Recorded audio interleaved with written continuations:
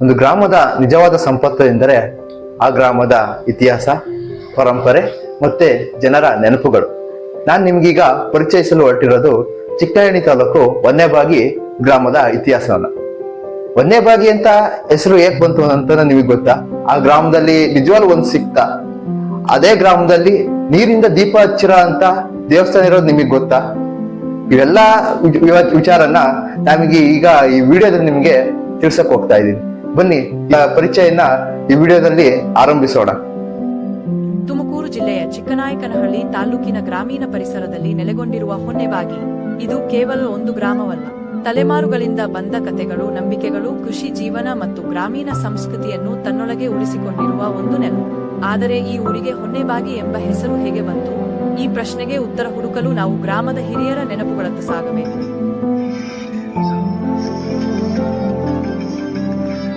ಗ್ರಾಮದ ಹಿರಿಯರು ಹೇಳುವ ಪ್ರಕಾರ ಹಿಂದೆ ಈ ಪ್ರದೇಶವನ್ನು ಹೊನ್ನಿನ ಬಾಗಿ ಎಂದು ಕರೆಯಲಾಗುತ್ತಿತ್ತಂತೆ.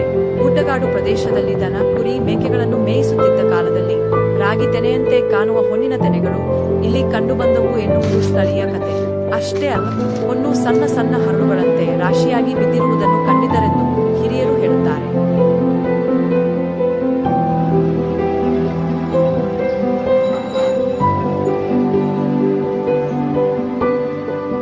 ಈ ಬಸವರಾಜು, ಸಣ್ಣ ದೊಡ್ಡೇಗೌಡರು, ಹೊನ್ನೇಬಾಗಿ.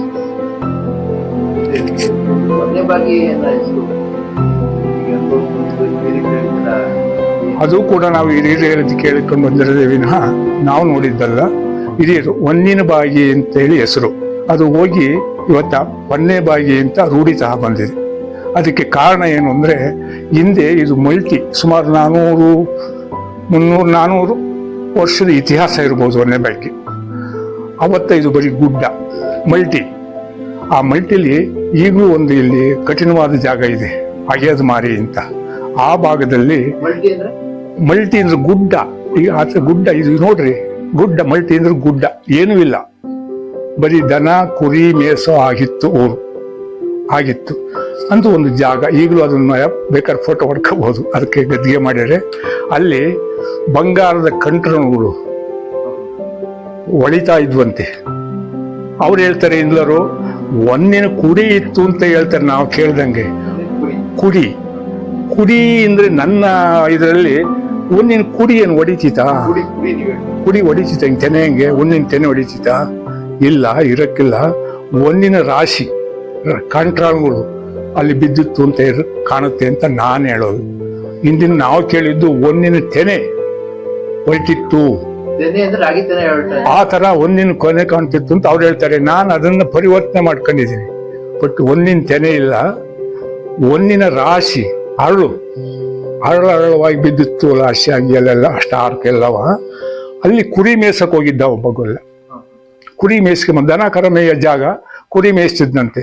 ಅವಾಗ ಆ ಪ್ರದೇಶಕ್ಕೆ ಹೋದ, ಅಲ್ಲಿ ಏನು ರವ ಅಂತ ಹೊಳಿತಾ ಐತೆ, ಎಲ್ಲ ಬಿದ್ದೈತೆ. ಅದನ್ನ ನೋಡಿ ಇದೇನಿದ್ದು ಅಂತ ಅವನಿಗೇನು ಅರ್ಥವಾಗ್ಲಿಲ್ಲ. ಅವ ತಗೊಂಡ ಅದನ್ನೆಲ್ಲ ಒಂದು ದಾರ್ಕ ಎಲ್ಲ ಸುತ್ಕೊಂಡು ಟಗರಿನ ಕೊಂಬಿ ಕಟ್ಟಿನಂತೆ. ಅದನ್ನ ಕೊಂಬಿ ಕಟ್ಕೊಂಡು ಕುರಿ ಮೇಯಿಸ್ತಾ ಇದ್ದ. ಆಗಿನ ಕಾಲಕ್ಕೆ ಆಗಲವಾಡಿಲಿ ಪಳ್ಳೆಗಾರದ ಅಲ್ಲೂ ಕೋಟೆ ಇದೆ, ಇವತ್ತು ಇದೆ. ಅಲ್ಲಿಂದ ವಜ್ರದಲ್ಲಿ ಒಂದು ಕೋಟೆ ಇದೆ ಸುಮಾರಿಗೆ. ಅವರು ಈ ಪ್ರದೇಶದಲ್ಲಿ ಓಡಾಡ್ತಾ ಇದ್ರು. ಅವಾಗೆಲ್ಲ ಕುದುರೆಯಲ್ಲಿ ಓಡಾಡ್ತಿದ್ರು ಅಂತ. ಕುದುರೆನೇ ತಾನೆ ಅವಾಗ, ಯಾವುದೇ ಇರಲಿಲ್ಲ, ಕುದುರೆಯಲ್ಲಿ. ಆವಾಗ ಇಲ್ಲ ಸ್ಮಾರಕವಾಗಿ ಹೋಗುವಾಗ ಆತ ಬಂದ, ನೋಡಿದ, ಇವನು ಕುರಿ ಮೇಯಿಸ್ಕೊಂಡು ಅದಕ್ಕೆ ಕಟ್ಟಿದ್ದ ಬಂಗಾರದ ಇವ ಎಲ್ಲ ಕೊಂಬಿಗೆ.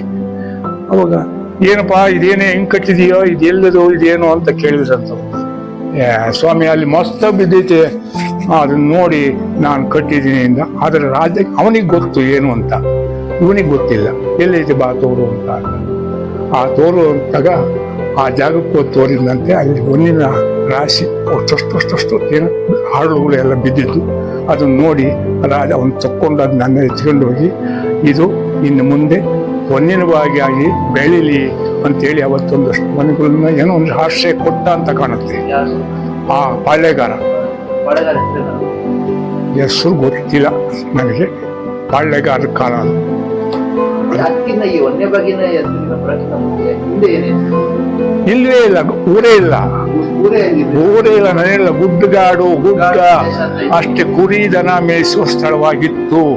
ಅದರ ಆಚೆಗೆ ಆ ಬಂಗಾರ ಸಿಕ್ಕಲಾಗಿ ಅವನು ನೋಡ್ಲಾಗಿ ಅದನ್ನ ನೋಡಿ ಇದು ಒಂದಿನ ಭಾಗ ಆಗಿ ಬೆಳೀಲಿ ಅಂತೇಳಿ ಆ ರಾಜ ಅವತ್ತಿನ ಕಾಲಕ್ಕೆ ಒಂದಷ್ಟು ಮನೆಗಳನ್ನ ನಿಶ್ಚಯಕ್ಕೆ ಸಹಾಯ ಮಾಡಿದ್ನೋ ಏನೋ ಇರಬೇಕು. ಅಲ್ಲಿಂದ ಬೆಳ್ಕೊಂಬಂತು, ಅನುಕ್ರಮವಾಗಿ ಬೆಳ್ಕೊಂಬಂತು. ಆಮೇಲೆ ಊರು ಬೆಳೆದಂತೆ ದೇವ್ರು ಮಾಡಿದ್ರು, ಬೆಟ್ಟ ಮಾಡಿದ್ರು, ಅದೆಲ್ಲ ಮಾಡಿ ಅದ್ರ ಕಥೆ ಹೇಳಿದ್ರು, ಅದು ನಡ್ಕೊಂಡಿದೆ. ಅಂದರೆ 300-400-500 ವರ್ಷದ ಇತಿಹಾಸನೇ ಇರಬೇಕು. ಪಳ್ಳೆಗಾರರ ಕಾಲ ಸುಮಾರು ಅಷ್ಟಿರ್ಬೇಕು, 300-400 ಇರ್ಬೇಕು ಅವತ್ತಿನ. ಅಲ್ಲ, ನನ್ನ ಪ್ರಶ್ನೆ ಇನ್ನೊಂದೇನು ಅಂದ್ರೆ, ಆ ಒಂದ್ ತಾಣ ಅಲ್ಲೇ ಯಾರು ಅಕಸ್ಮಾತ್ ಹಾಕಿದ್ರ ಅಥವಾ? ಇಲ್ಲ, ಅದು ಈಗಲೂ ಅಲ್ಲಿ ಈಗಲೂ ಒಂದಿನ ಬಾಗಿ, ಈಗಲೂ ಒಂದನೇ ಬಾಗಿಲಿಗೆ ಬಂಗಾರ ಇದೆ ಅಂತ ಹೇಳ್ತಾರೆ. ಭೂವರ್ಗ ಶಾಸ್ತ್ರಜ್ಞರು ಒಂದ್ಸರಿ ಎಲ್ಲ ಟೆಸ್ಟ್ ಮಾಡಿದ್ದಾರೆ, ಬೆಟ್ಟದ ತಳದಲ್ಲಿ ಇದೆ. ಇನ್ನು ಹಂಗೂ ಒಂದು ಕೇಳ್ತಾರೆ, ಒಂದನೇ ಬಾಗಿ ಸರಂತೆ ಬಂಗಾರ ನ್ಯೂಸ್ ಬಂದಿಲ್ಲ ನಮಗೆ, ಯಾರು ನೋಟಿಸ್ ಕೊಟ್ಟಿಲ್ಲ. ಐತೆ ಬಂಗಾರ ಇಲ್ಲಿಂದ ಅಲ್ಲಿಂದ ಐತೆ ಅಂತ ಅನ್ನೋದನ್ನ ಕೇಳಿದೀವಿ, ಅಷ್ಟು ಬಿಟ್ರೆ ಯಾರು ನಮಗೆ ನೋಟಿಸು ನೀಡಿಲ್ಲ, ಅವನ್ನೇ ಬಗ್ಗೆ ಬಿಡಿ ಎಂದಿಲ್ಲ ಅಂತಲೂ ಹೇಳ್ತಲೂ ಇದೀವಿ. ಇದೆ ಅಂತ ಹೇಳ್ತಾರೆ. ಬಿಡಿಲಿ, ಭೂಮಿ ಒಳಗೆ ಇವತ್ತು ದೇವಸ್ಥಾನದ ಮುಂಭಾಗ ಅಲ್ಲಿ ಬೆಟ್ಟ ಇದೆಯಲ್ಲ, ಬೆಟ್ಟದಲ್ಲಿ ತಳದಲ್ಲಿ ಇದೆ ಅಂತ ಹೇಳ್ತಾರೆ. ಅದು ಕನ್ಫರ್ಮು ಇನ್ನು ಅದು ಆಗಿಲ್ಲ, ಅದು ರೂಢಿತ. ಹಂಗಾಗಿ ಅವನು ಹೇಳಿ ಮಾಡಿದ್ದು ಅವತ್ತ ಗ್ರಾಮವಾಗಿ ಒಂದಿಷ್ಟು ಅವನು ಸಹಕಾರ ಮಾಡಿರ್ಬೋದು. ಅಲ್ಲಿಂದ ಸಣ್ಣದಾಗಿ ಬೆಳ್ಕಂತ ಅದು ಈ ಮಟ್ಟಕ್ಕೆ ಊರು. ಅವತ್ತ ಸಣ್ಣದಾಗಿದ್ದು ಊರು ಇವತ್ತು 400 ವರ್ಷದ ಹಿಂದಿನ ಮಾತಿಗೆ ಇವತ್ತಲ್ಲಿ ಒಂದು 350 ಮನೆ ಗ್ರಾಮವಾಗಿ ಬೆಳೆದು ನಿಂತಿದೆ. ಒಂದನೇ ಬಾಗಿಗೆ ಹೋಗಿ ಒಂದನೇ ಬಾಗಿ ಅಂತ ರೂಢಿಇದೆ. ಅದನ್ನ ನಾನು ಕೂಡ ಹಿರಿಯರು ಪೂರ್ವಿಕರು ಕೇಳಿದ್ದನ್ನ ನಾನು ಹೇಳ್ತಾ ಇದ್ದೀನಿ. ಜಂಕ್ಷನ್ ಮಾಡಕ್ಕೆ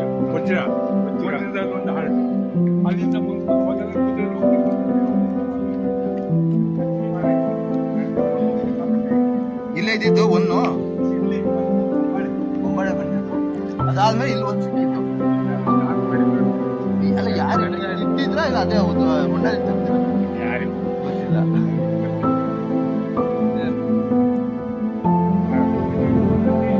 ಹಳೆಗಾರರ ಕಾಲ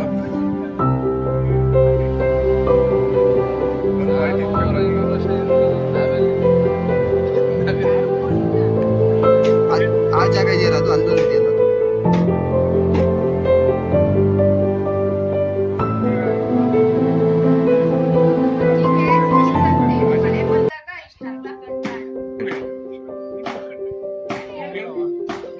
ನಾವು ಮದ್ವೆಗ್ ಬಂದಾಗ ನಮ್ಮ ಮಾವಾರ ಅಜ್ಜಿ ಇದ್ರು, ನಮ್ಮ ಮಾವಾರ ತಾಯಿ, ಅವ್ರಿಗೆ ಮಳೆ ಬಂದಾಗ ಇಷ್ಟೆಲ್ಲ ಸಿಗೋದಂತೆ ಕಂಟಾಣು ಅಂತ ಅಂತಾರಂತದ್ದು. ಅದನ್ನ ಹಂಗೆ ದೇವ್ರ ಮನೆಗೆ ಇಟ್ಟು ಹಚ್ಚಿದ್ರು. ನಾವು ಈಗಲೂ ಇದೆಯಾ ನಿಮ್ಮ ಮನೇಲಿ? ಇಲ್ಲ, ಅದೇ ನಮ್ಮ ಮಾವಾರು ಏನ್ ಮಾಡ್ತಾರೆ ಹೊಟ್ಟೆ ಸಿಕ್ಕಿತ್ತು. ಎಲ್ಲ ಗೊತ್ತಿಲ್ಲ ಇರೋರ್ಗೆಲ್ಲ ಅಜ್ಜಿ ತಗೊಂಡು ಇದು ನಮ್ಮ ಅತ್ತೆ ಎಲ್ಲ ಪೂಜೆ ಮಾಡ್ತೀವಿ. ಪೂಜೆ ಮಾಡ್ತೀವಿ. ನಮ್ಮ ಅತ್ತೆ ನೀರಾಕಿ ಪೂಜೆ ಮಾಡೋದು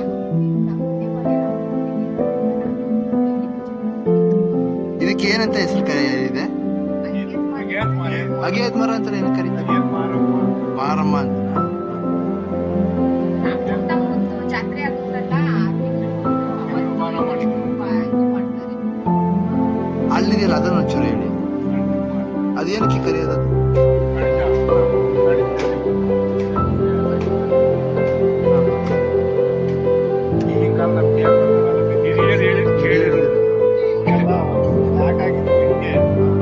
ನೀವೀಗ ಇದಕ್ಕೆ ಗದ್ಗೆ ಮಾಡಿ ಪೂಜೆ ಮಾಡ್ತಿದ್ದೀರಾ? ಒಟ್ಟಿಗೆ ಒಂದೇ ಬಾಗಿ ಅನ್ನೋದಕ್ಕೆ ಕರೆಯೋಕೆ ಒಂದು ಸಿಕ್ತಿ ಜಾಗ ಇದೆ.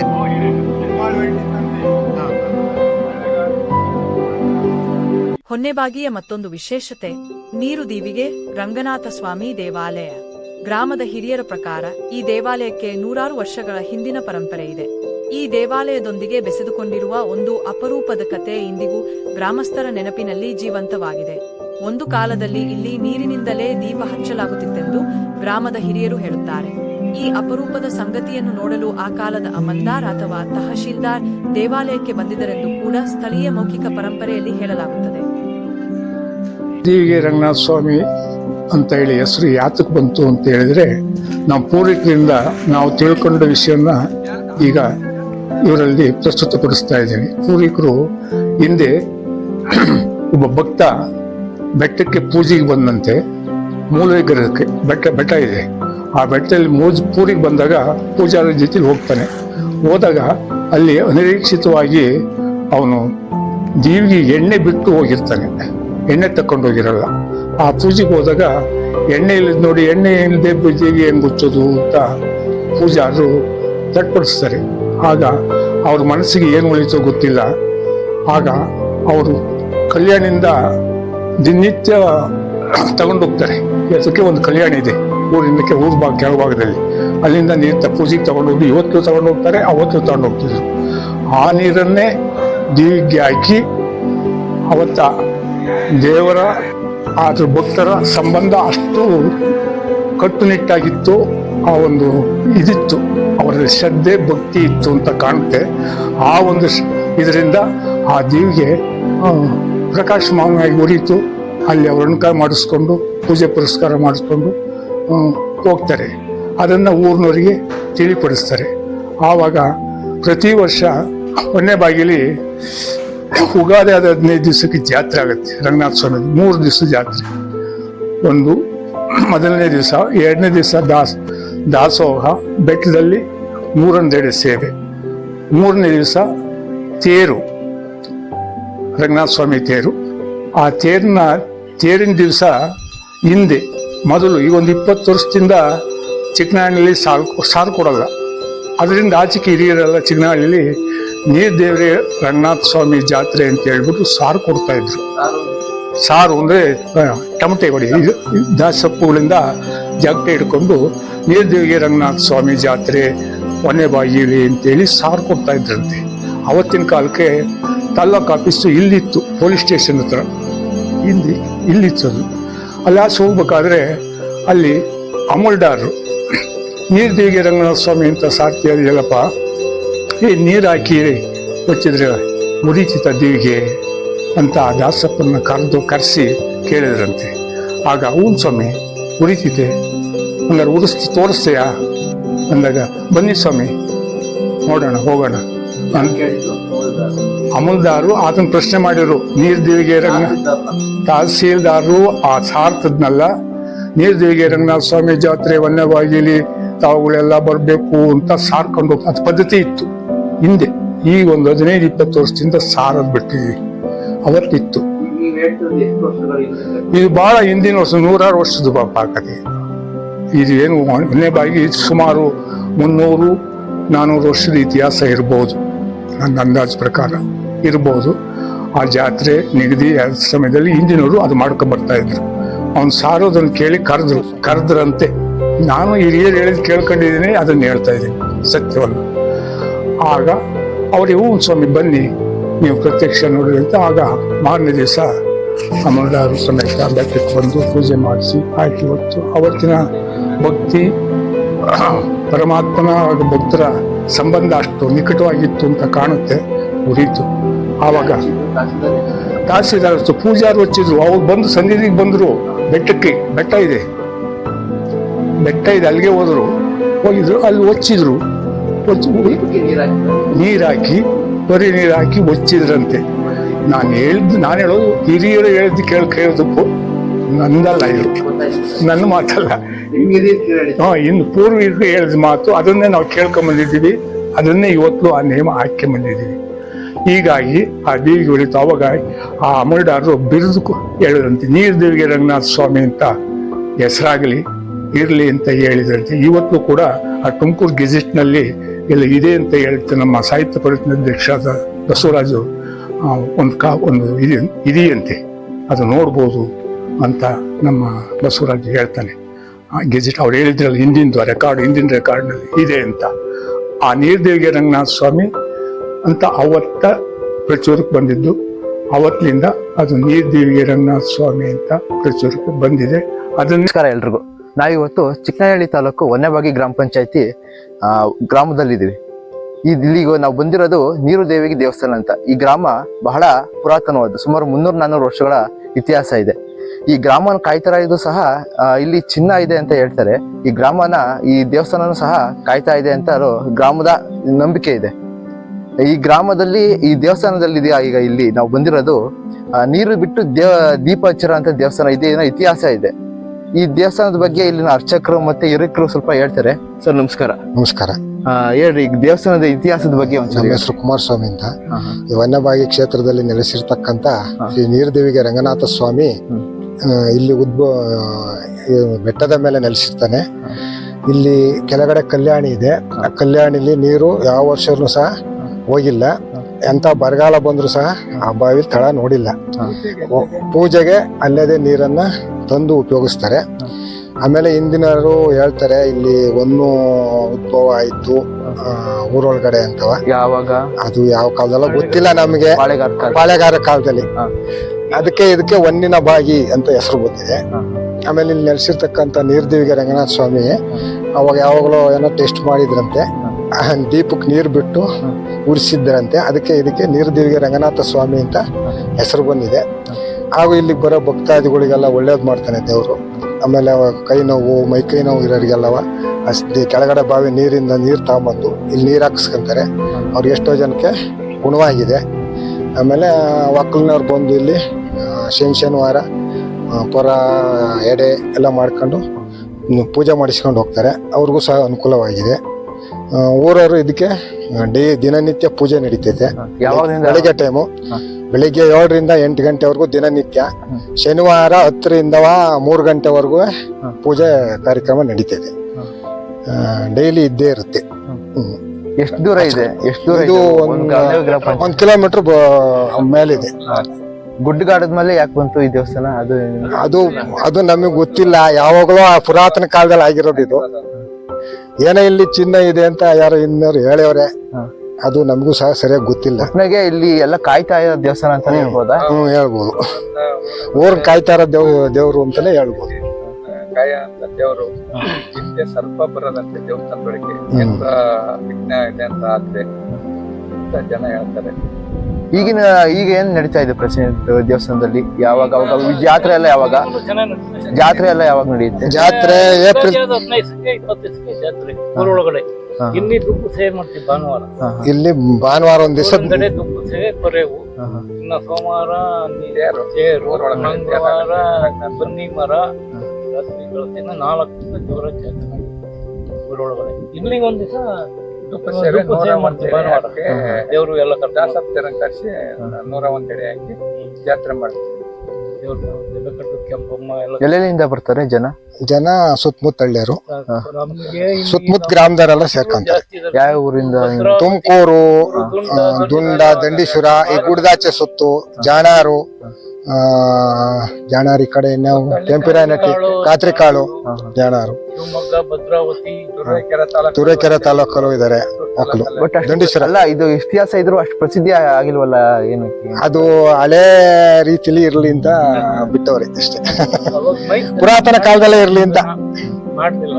ಮೈಕ್ ಕಡಿವು ಮಾಡ್ಬೋದಲ್ಲ, ಇಂಪ್ರೂವ್ಮೆಂಟ್ ಇಲ್ಲ ಅಷ್ಟೇ. ಇಂಪ್ರೂವ್ಮೆಂಟ್ ಇಲ್ಲ.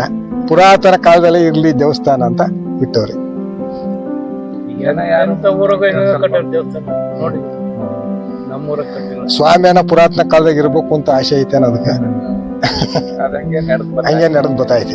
ಅದೇನೋ ಇನ್ನೊಂದ್ ಹೇಳಿರಲ್ಲ ಆಗ್ಲೇ, ಚಿನ್ನ ಇಲ್ಲಿಂದ ಅಲ್ಲಿಂದ ಎಲ್ಲೋ ಐತೆ ಏನು ಐತೆ ಅಂತ ಗೌರ್ಮೆಂಟ್ನವರು ಇದು ಮಾಡ್ಯಾರೆ, ಸಮೀಕ್ಷೆ ಮಾಡ್ಯಾವ್ರೆ ಅಂತ ನಮಗೂ ಎಲ್ಲ ಮಾಹಿತಿ ಹೇಳ್ಯಾವ್ರೆ ಅಷ್ಟೇ. ನಮಗೂ ಅದು ಸರಿಯಾಗಿ ಗೊತ್ತಿಲ್ಲ. ಸಮೀಕ್ಷೆ ಆಯತೆ ಅಂತ ಹೇಳ್ತಾರೆ.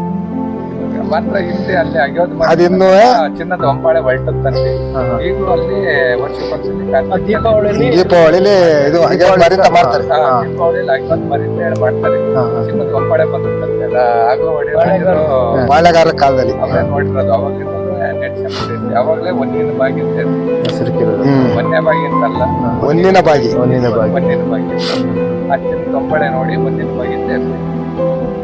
ಆ ದೇವಸ್ಥಾನ ಅಲ್ಲಿಗೆ ಮತ್ತೆ ಇಲ್ಲಿಗೆ ಏನಾದ್ರು ಸಂಪರ್ಕ ಇದೆಯಾ? ಇದೆ, ಅಲ್ಲಿಂದ ತಕ್ಕಲು ಬೆಳೆದೈತೆ ಅಂತ ಚಿನ್ನ ಇದೆ ಅಂತ ಹೇಳ್ತಾರೆ. ಸಮೀಕ್ಷೆ ಮಾಡ್ಯಾರ. ಇಲ್ಲಿ ಅಲ್ಲಿಂದಲ್ವೇ ಸ್ಟಾರ್ಟು ಅಲ್ಲಿಂದ ತಗೊಂಡಲ್ವೇ ಊರು ಒಂದೇ ಬಗ್ಗೆ ಊರೆಲ್ಲ ಸೇರ್ಕೊಂಡು ಇನ್ನೊಂದ್ ಕಡೆ ಐತೆ. ನೀವು ಇನ್ನೊಂದು ಹೇಳಿರಲ್ಲ ಅಲ್ಲೆಲ್ಲೋ ನೀರಿನ ಭತ್ತದ ಬಾವಿ ಇದೆ. ಕಲ್ಯಾಣಿ ಕಲ್ಯಾಣಿ ಸೀನಿಯರ್ ಅದು ಸೀನಿಯರೇ ಮೊದ್ಲೆಲ್ಲ ಅದನ್ನೇ ಕುಡಿತಿದ್ದು ಬೋರ್ಗಳಿಂದಾಗ ನೀರು ಬಳಕೆಗೆಲ್ಲ ಫುಲ್ ಅಲ್ಲೇ ಬಾಡರು ದೇವ್ರಗಳಿಗೆ ಇದುವರೆಗೂ ಗೊತ್ತಿಲ್ವಾ ಅಲ್ಲಿ ನೀರು? ಗೊತ್ತಿಲ್ಲ. ಆಮೇಲೆ ಇಂದಿರಾ ನಾಯಕನಹಳ್ಳಿ ತಾಲೂಕಿನ ಹೊನ್ನೆಬಾಗಿ ಗ್ರಾಮ ಪಂಚಾಯಿತಿ ವ್ಯಾಪ್ತಿಗೆ ಹೊನ್ನೆಬಾಗಿ ಸೇರಿದಂತೆ ಗೊಲ್ಲರಹಳ್ಳಿ, ಬುಲ್ಲೇನಹಳ್ಳಿ, ಭಾವನಹಳ್ಳಿ, ದಿಬ್ಬದಹಳ್ಳಿ, ಕೋಡಿಹಳ್ಳಿ, ಹೊಸಹಳ್ಳಿ, ಮೇಲನಹಳ್ಳಿ, ಮಾರಸಂದ್ರ, ರಾಯಪನಪಾಳ್ಯ ಹಾಗೂ ಕಾಡೇನಹಳ್ಳಿ ಗ್ರಾಮಗಳು ಒಳಪಡುತ್ತವೆ. ಸುಮಾರು 500 ಜನಸಂಖ್ಯೆಯನ್ನು ಹೊಂದಿರುವ ಈ ಗ್ರಾಮ ಪಂಚಾಯಿತಿ ವ್ಯಾಪ್ತಿಯ ಹೊನ್ನೆಬಾಗಿ ಅರೆಮಲೆನಾಡು ಪ್ರದೇಶದ ನೈಸರ್ಗಿಕ ಸೊಬಗನ್ನು ಹೊಂದಿರುವ ಗ್ರಾಮ. ಗುಡ್ಡಗಾಡು ಪ್ರದೇಶ, ಹಸಿರು ಪರಿಸರ, ಕೃಷಿ ಹಾಗೂ ಪಶುಸಂಗೋಪನೆಯೊಂದಿಗೆ ಇಲ್ಲಿನ ಗ್ರಾಮೀಣ ಬದುಕು ತನ್ನದೇ ಆದ ವೈಶಿಷ್ಟ್ಯವನ್ನು ಹೊಂದಿದೆ. ಹಳೆಯ ಪರಂಪರೆ ಮತ್ತು ಇತಿಹಾಸವನ್ನು ಉಳಿಸಿಕೊಂಡಿರುವುದರ ಜೊತೆಗೆ ಗ್ರಾಮದ ಅಭಿವೃದ್ಧಿಯತ್ತ ಯುವಕರು ಕೂಡ ಹೆಚ್ಚಿನ ಗಮನ ಹರಿಸುತ್ತಿದ್ದಾರೆ. ಗ್ರಾಮದಲ್ಲಿ ಉತ್ತಮ ಶಿಕ್ಷಣ, ಮೂಲಸೌಕರ್ಯ, ಸ್ವಚ್ಛತೆ ಹಾಗೂ ಅಭಿವೃದ್ಧಿ ಕಾರ್ಯಗಳಿಗೆ ಯುವಜನತೆ ತಮ್ಮದೇ ಆದ ರೀತಿಯಲ್ಲಿ ಕೈಜೋಡಿಸುತ್ತಿದ್ದಾರೆ. ಇತಿಹಾಸವನ್ನು ಗೌರವಿಸುತ್ತಾ ವರ್ತಮಾನವನ್ನು ರೂಪಿಸುತ್ತಾ ನಮ್ಮ ಸತೀಶ್ ಕುಮಾರ್ ಅಂತ ಬುಳ್ಳೇನಹಳ್ಳಿ ವಾಸಿ, ಹೊನ್ನೆಬಾಗಿ ಗ್ರಾಮ ಪಂಚಾಯತಿ. ಮೊದಲೆಲ್ಲ ನಮಗೆ ಪಂಚಾಯತಿಲಿ ಎಲ್ಲ ಪಿ ಡಿ ಒಗಳಿರೋರು, ಮೆಂಬರ್ಗಳಿರೋರು ಎಲ್ಲ ಸಮಸ್ಯೆ ಕೇಳ್ಕೊಂಡು ನೀವು. ಈಗ ಯಾವ ಪಿ ಡಿ ಒನು ಸರಿಯಾಗಿಲ್ಲ, ಮತ್ತು ಮೆಂಬರ್ಗಳು ಇಲ್ಲ. ಆಮೇಲೆ ರೋಡ್ಗಳು ಆಗ್ಬೇಕಾಯ್ತು, ರೋಡ್ಗಳು ಸರಿಯಾಗಿ ಆಗ್ತಿಲ್ಲ. ಆಮೇಲೆ ನೀರಿನ ಸಮಸ್ಯೆ ತುಂಬ ಇದೆ, ಒಂದು ಬೋರ್ ನಿಂತೋಗ್ಬಿಟ್ಟೈತೆ. ಆಮೇಲೆ ಮೊದಲೆಲ್ಲ 2 ದಿವಸ 3 ದಿವಸ ನೀರು ಬಿಡೋರು, ಈಗ ವಾರಕ್ಕೊಂದ್ಸಲ ನೀರು ಬಿಡ್ತಾವ್ರೆ. ನೀರಿನ ಸಮಸ್ಯೆನ ಯಾರು ಕೇಳೋರಿಲ್ಲ. ಆಮೇಲೆ ಚರಂಡಿನ ಕ್ಲೀನ್ ಮಾಡಿ 2 ವರ್ಷ ಆಯ್ತು, 15 ಕ್ಲೀನ್ ಮಾಡೋರು ಯಾರು ಇರಲಿಲ್ಲ ಇಲ್ಲಿ. ಮತ್ತೆ ನಮಗೆ ಕರೆಕ್ಟಾಗಿ ಮೆಂಬರ್ಗಳು ಇಲ್ಲ ಪಿ ಡಿ ಒಗಳಿದ್ರೆ ನಮ್ಮ ಸಮಸ್ಯೆಗಳು ಕೇಳ್ಬೋದಾಯ್ತು. ಕೇಳಿದ್ರೆ ಅವರು ಸ್ವಲ್ಪ ನಮ್ಮ ಸಮಸ್ಯೆ ಆಳ್ಸೋರು, ಎಲ್ಲ ಸಮಸ್ಯೆ ಬಗೆಹರಿಸೋರು. ಈಗ ಯಾರು ಇದ್ದ ಕಾರಣ ನಮಗೆ ತುಂಬ ಯಾರ ಹತ್ರ ಹೋಯ್ತೇನೆ ನಂಗೆ ಆಯ್ತು ಸರ್. ನಮಗೆ ಸರ್ ರೋಡ್ ಆಗ್ಬೇಕು ಸರ್. ಇದು ರೋಡ್ ಸಿ ರೋಡ್ ಪೂರ್ತಿ ಅಲ್ಲಿ ಮ್ಯಾಗಡೆ ಮನೆಗಳಿದಾವೆ, ಒಂದು 50 ಮನೆಗಳಿದಾವೆ.